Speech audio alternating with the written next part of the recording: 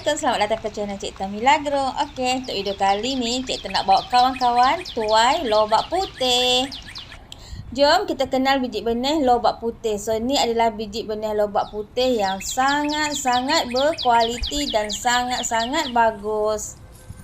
Pemilihan biji benih yang bagus sangat-sangat penting untuk kita tanam lobak putih.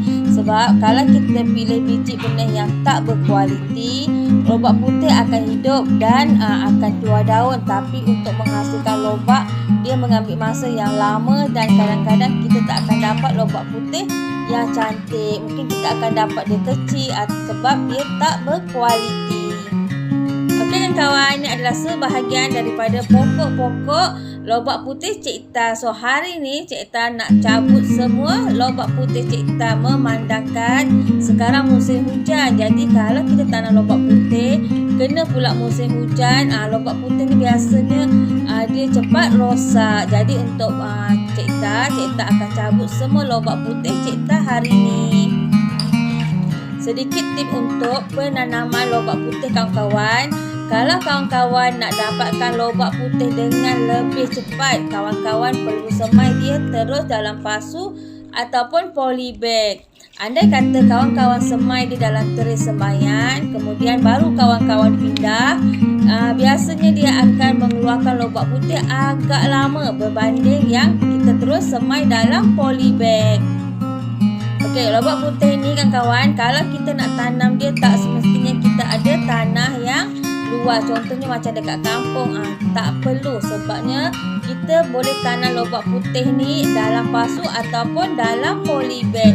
So Cik Tan sendiri pun tanam dalam pasu, kadang-kadang Cik Tan tanam dalam polybag. Bagi kawan yang nak cuba tanam lobak putih ni senang sangat tanam dia kawan. Kalau kawan-kawan tak ada kawasan yang luas, kawan-kawan boleh tanam dia dalam pasu ataupun dalam polybag. Lobak putih ni kalau kita nak dapatkan hasil yang besar dan panjang, kawan-kawan perlu bagi dia polybag ataupun bekas yang tinggi. Biasanya lobak putih ni dia akan ikut bekas kita lah. Kalau bekas kita ataupun polybag kita tu tinggi, kita akan dapat lobak putih yang panjang. Kalau polybag kita kecil, kita akan dapat lobak putih yang kecil. Yang tu semuanya bergantung pada cara kita tanam. Okey, sedikit tip untuk kawan-kawan yang nak tanam lobak putih, lebih bagus tanam dia terus dalam pasu yang kawan-kawan nak. Sebabnya bila kita semai dalam petak semaian, kadang-kadang seperti yang Cik Tan cakap tadilah, dia akan mengeluarkan lobak putih yang agak lambat. Bagi kawan yang nak tanam lobak putih, sebagus-bagusnya kawan-kawan cari polybag yang agak tinggi. Dan kawan-kawan tanam dia dan letak baja secara berangsur-angsur. Jadi dia akan seiring dengan perkembangan lobak putih. Jadi nanti kawan-kawan akan dapat lobak putih yang sangat-sangat bagus.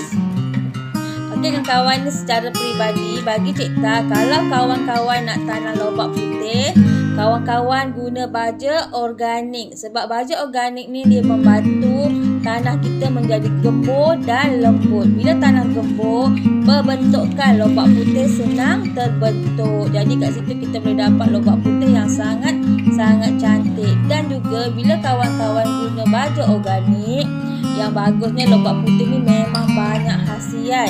Ditambah pula kita guna baja organik, jadi khasiat dia bertambah-tambah dan dia sangat-sangat bagus untuk kesihatan kita. Lobak putih yang kita tanam sendiri ni kawan-kawan, biasanya tak adalah terlalu besar seperti yang kita beli dekat kedai. Tapi dari segi rasa, lobak putih kita tanam sendiri lagi sedap, lagi lembut. Dan yang paling best, dia kita tahu baja apa yang kita guna dan dia organik. Dan waktu kita nak makan, kita boleh cabut. So macam ni Cik Tan cabut yang mana dah ada lobak putih. Sebabnya sekarang ni musim hujan, jadi Cik Tan tak boleh bagi dia terlalu lama dekat dalam pasu. Nanti kalau kita tanam dalam musim hujan ni kawan-kawan, dia boleh rosak dia punya lobak putih. So hari ni Cik Tan cabut semua lobak putih yang Cik Tan punya. Lobak putih ni kawan-kawan yang paling best bila kita tanam, kita boleh makan lobak dan juga daun dia. So rasa daun dia adalah seperti sawi. Jadi biasanya cikta akan guna daun dia ni untuk dalam masakan cikta juga. Kadang-kadang cikta suka masukkan dia dalam mi ataupun dalam bihun. So kalau kawan-kawan tanam lobak putih ni, kita boleh makan lobak dan juga daun. Sangat-sangat jimat. Dan kalau yang kecil-kecil macam yang cikta tunjuk ni, biasanya cikta suka belah dua, cikta rebus sekejap, cikta suka buat ulam dan dia sangat-sangat sedap. Jom kawan-kawan kita tanam lobak putih dekat rumah. Kita guna baja organik. So ni adalah baja yang cikta guna setiap kali cikta tanam pokok. Jadi semua tanaman cikta akan guna baja Milagro. So baja Milagro ni adalah baja organik dan dia sangat-sangat bagus untuk pokok kita, untuk tanaman kita, dan juga seterusnya dia sangat bagus untuk kesihatan. Jom kawan-kawan kita tanam lobak putih di rumah. Dan terima kasih tengok channel cikta. Bye kawan-kawan.